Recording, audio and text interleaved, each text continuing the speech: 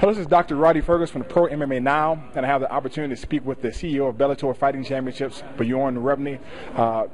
Bellator is doing some great things right now in Cleveland. We're just coming off another big MMA show, and the Arnold Classic was here, and now you're in Cleveland, Ohio. What can we expect? Because you got some hometown talent in the show, correct? Yeah, we've got some big hometown talent. I mean, what we can expect is electricity. This is one of the most packed cards. You and I were talking about it last night. One of the most stacked cards that we've ever had. Eddie Alvarez versus Shinya Aoki up top. The Lloyd Cupcake Woodard fight against Rick Hahn that could have Fight of the Year written all over it. Brian Rogers fight coming off that Vitor Viana flying knee should be just amazing. I mean, it's just fight after fight on this show. Even the Michelle fight against Brent Weidman. I mean, nobody's even talking about that, but that's just got like a highlight reel out of a kickboxer movie written all over it. It's just great fight after great fight. This is one of the cards that I'm more excited about than anything we've ever done as a company. I had the opportunity, when I got picked up from the airport by the Bellator van, I had the opportunity to ride with Aoki when I got back from the hotel, and I tried not to be a groupie in the van, because anybody who knows MMA knows that Shinya Aoki is one of the most fantastic and fabulous fighters in the world. How did you go about booking this fight? Because this is one of the this is one of the biggest fights of the year. Right. Yeah. It was. I would like to say it was easy. It wasn't. It was about 2.5 years in the making.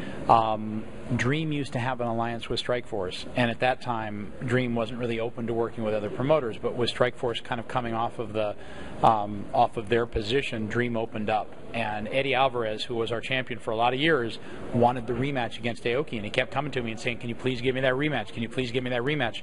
Finally, I was able to put it together. I mean, literally took 2.5 years to make it work, but we got it done, and it's just, I mean, what a great fight to have done. I mean, literally, we're talking about it. Probably the most dangerous submission finisher in all of mixed martial arts. If you're a hardcore MMA fan, Aoki ranks up there in terms of mythical names with the Fedoras of the world, the Nogueiras of the world, and some other names that kind of, for those of us who've been tracking it for a long time, it's way up at the top of the list. So to have that kind of fight, Ed wanted the fight. In Webster's dictionary, when it says Philly fighter with a huge heart, it's got a picture of Eddie Alvarez next to it. And Eddie took a substantial loss to Mike Chandler and lost his title. And I said to Ed, we can go an easier road back. We can come back against somebody, get your feet back under you. And it was like Ed never gave it a thought. He's like, no, I want the Aoki fight.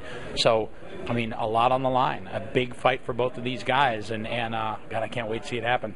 I'll tell you what, there seems to be a new wave of that's coming through MMA. At first it was the Mark Kerr ground and pound generation, and then it was the Muay Thai, a little less head movement generation, and then you have people who came in with the boxing, more head movement, like your shorter Rashad Evans fighters. Sure. And now we're getting this judo movement with the Ronda Rousey, and you got people like Shinya Aoki who have a judo background. You got Rick Hahn who's fighting Cupcake.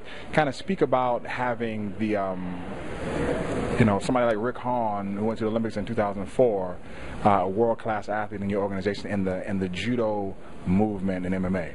Well, I mean, I think you probably know more clearly than most, is that a lot of people don't give enough credit to what judo can actually do in a mixed martial arts fight, in a myriad of different places in the fight. People expect and look to it just for its aspect of what the big throw is going to be, because it's a very dramatic movement and it looks great on television. A lot of other aspects of it that plug in. If you watch Rick Hahn's game in terms of a lot of inherent foundational elements of mixed martial arts, spacing, balance, structure, there's a lot of pieces of the game that judo gives you that people are not looking at, except for when Rick throws somebody up in the air, which looks like a big over-the-top wrestling move. And I mean, I think you're going to see a continued evolution of great judo players making a transition into mixed martial arts. I mean, look at Rick. Rick's hands are what finished his last fight. His hands have come around now, and that's a dangerous combination. It's a very dangerous combination. I think you're going to see a lot more of it.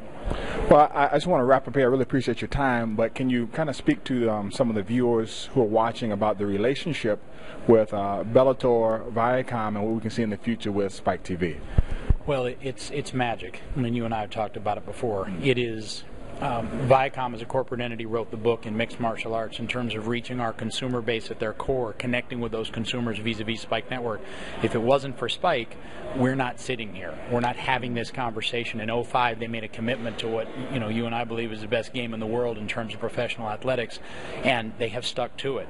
They've done more shows, more highly rated shows. They connect better with our fan base than anybody. They wrote the book on televised MMA, so we're now part of the Viacom family. They bought a majority stake in my company. and they're moving us to Spike Network in the blink of an eye in about 7 months. And it's exciting because, I mean, if you're an MMA fan, you look at Spike and you say, well, that is where I go for my televised MMA. That's correct. And so, I mean, to be able to say that the Bellator brand in this short period of 3 years has been able to go from our very small start to a position where we're transitioning to Spike Network is just a magical thing. I mean, it just it brings kind of a twinkle in my eye and excitement in my voice every time I get a chance to say it, because they are a great partner to have. Well, thank you very much, Bjorn. I appreciate it, and I appreciate you all watching. This is Rhadi Ferguson of Pro MMA Now. What I would like you to do is get on Twitter.com and please follow the handle at Bellator MMA. You can also go to at Bjorn Rebney. That's BJORNREBNEY, which is his Twitter handle, and my Twitter handle is judo.judodoc. Bjorn, thank you so much for your time. I wish you the best show possible, and Bellator Fighting Championships is where you need to be.